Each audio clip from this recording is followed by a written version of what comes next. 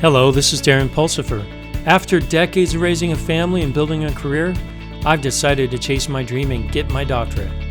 With incredible encouragement from my wife, I'm headed back to school in my 50s. Join me on my journey as I try and find the balance between family, career, and school while obtaining my golden PhD.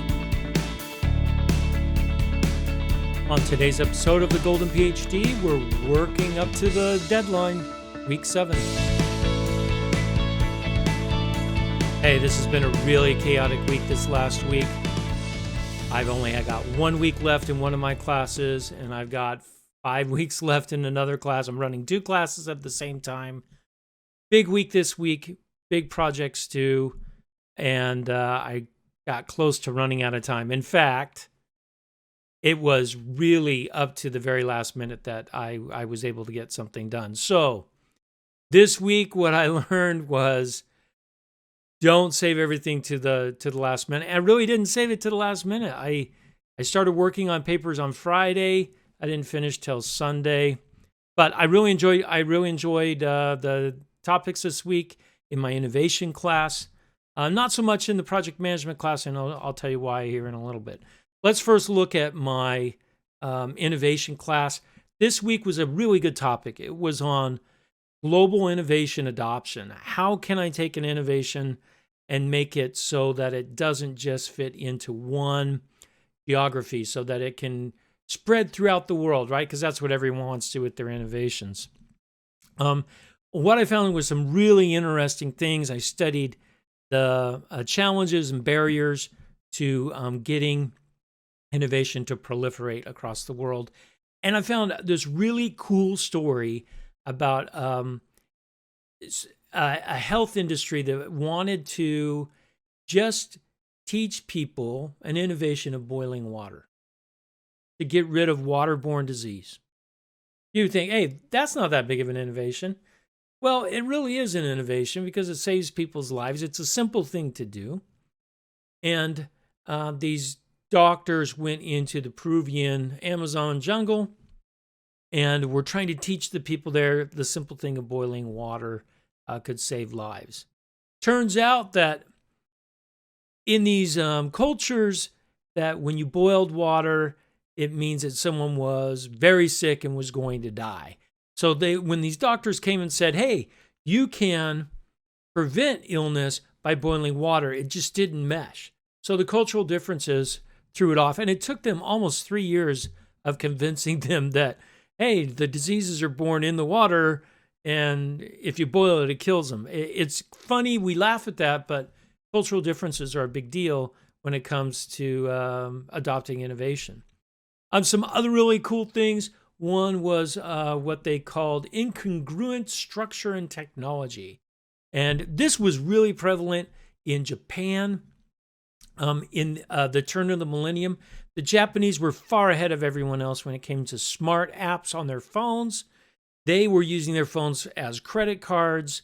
This was in the late 1990s and turn of the millennium. They were using their phones as credit cards, as bus passes, you name it. They did everything with their phones. They had all these great smart apps. Nowhere else in the world was it adopted like that. Why? Because all the applications that were written in Japan were for their network, which didn't work anywhere else in the world. So there you go. Another great innovation was happening there. Couldn't proliferate it anywhere. Interesting stuff. We're seeing the same sorts of things with cloud technology today. I was on the phone with some of my colleagues in Europe and in the Pacific Rim, specifically China. And we were talking about public cloud adoption. In China, no public cloud adoption. Everyone has their own private clouds. It's all about control of information. They don't trust the public clouds. Here in the US, big movement right now to public cloud. And in Europe, it's a mixed bag, depending on which country you're in. Again, perceptions that people have or infrastructure, all those play a really interesting role. So I had to come up with some strategies to talk about how to overcome some of the barriers and challenges to innovation. I actually did a PowerPoint presentation. You can check it out on the website. where I talk about all this stuff. There's even a voiceover there that I had to hand in, which was really kind of crazy because I do podcasts, several podcasts a week. And for some reason, when I sat down to go and actually voice over my own presentation, which had to only be 5 to 7 minutes, I couldn't speak. It was the weirdest thing in the world. I couldn't get my words out. I was coughing. I was nervous. Maybe it's because it's the signature assignment for that class, but who knows? I got over it eventually and got through it. I already got my grade back. Got an A. Thank you very much. For all that nervousness, it just wasn't worth it. That's for sure. So wait, here are some strategies that will help overcome barriers to and challenges to getting innovation propagated throughout the world. I came up with some of these from research papers and some experience that I've had myself. For example, building community of practices. This really can break down some of those cultural barriers where you put community of practices in the geographies that you're looking to do. Also, another thing I found out was there's two types of information dissemination. One is called codified or explicit, where I can write something down, I can speak something, I can show pictures.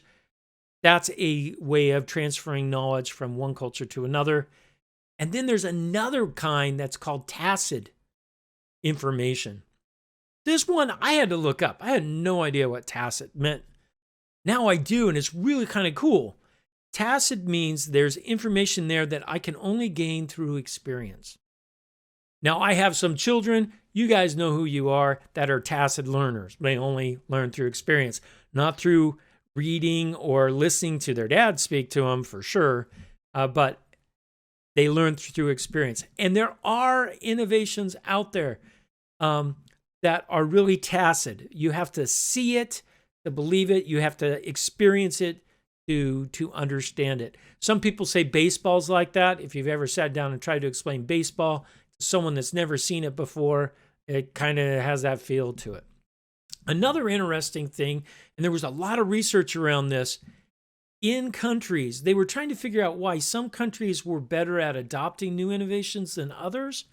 And what they found was there is a direct correlation between how much the country or the region invests in research and development on how much the rest of the culture will adopt new technologies. I thought this was really interesting. As investments have gone up in some of these emerging countries, emerging economies, their ability to accept new innovation has gone up as well. Really fascinating correlation there. And then the other thing that we found, and this is where social networking has really played a really important role in innovation adoption, and that is extending these social groups that accept new innovation through social media. And getting engaged in those social groups through their social networks, organizations have found really good ways of propagating their innovation that way. Really cool stuff. I wrote a paper about it. You can check it out on the website and also the PowerPoint presentation.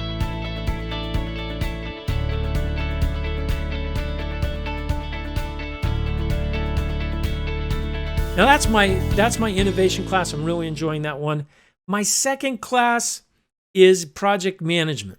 Now, it's really kind of funny because I went through all the assignments early in the week and I downloaded all of the articles I was supposed to read, research papers, and I went through those papers and everything. When I got to working on my project management class, I got all the way through and I was reading through the assignment again, and this phrase popped up I hadn't seen before. It wasn't in any of my research, but there was this one little phrase in the assignment. It said, hand in a Hoshinkanri matrix. I can't even pronounce it. It's Japanese. It was developed at Toyota. And I said, what in the world is a Hoshinkanri matrix? I'd never seen it before. It wasn't in any of my reading. Just this one little make sure that you put your project plan in this matrix. I had 3 hours left until the assignments were due at midnight. I'm like, I don't even know what this thing is. How am I going to get this done? Luckily, I found a great template out there, an Excel template with instructions on how to do it. And it took me about an hour, hour and a half to fill it out and figure out what this thing was. What I learned from this, though, was really kind of fascinating. What I learned was project management research, they like to take the same data and look at it 100 different ways, including this matrix. It was a new way of looking at how projects and objectives relate to resources that you have in your project. It was interesting, right? But what I found in all my research this week in project management, 70 to 80% of all projects don't come in on time or on budget. In fact, they gave some blaring examples. One was the Big Dig in Boston, which was $14 billion over budget. That's 5 times over budget and 9 years late. So, wow. I mean, surely we could do better around project management. But what I found was there's a lot of research out there and ways to look at projects and run statistical analysis on critical paths and resource constraints, all those sorts of things. But no one's really solved the problem. We can say there's a problem, but we haven't really solved the problem in any way that's reliable. Now, go back to agile methodologies, the Agile Manifesto. That's why it came about, was these software engineers got together and said, this is ridiculous. Project management in the current state of things just doesn't work very effectively, and we can see that it doesn't. So moving to the Agile method and using Scrum teams to do that, that's what I'm all about. I would like to do that. In this course, though, I got to jump through all of the hoops, learn all the different techniques, and compare and contrast them. From my years of experience, I already can tell you what I want to do, but I have to give it a shot and do the research. So what did I learn this week? I probably put some things off. There were some times when I should have been doing homework and I just wanted to watch a movie with the family. And that caught me off guard. I have to remember it's going to take about an hour per page of writing that I have to do. Can't decrease it. I've been working hard to try and decrease that. It's just not going to work. So another thing I have to do is I need to do a better job at understanding the assignments and all of the deliverables, and maybe even create a task for each one of the deliverables so I don't forget anything.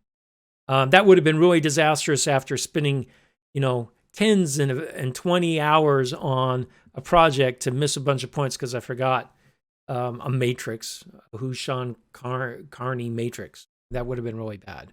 So I'm going to front end my week this week with studying. Hopefully that'll help out quite a bit.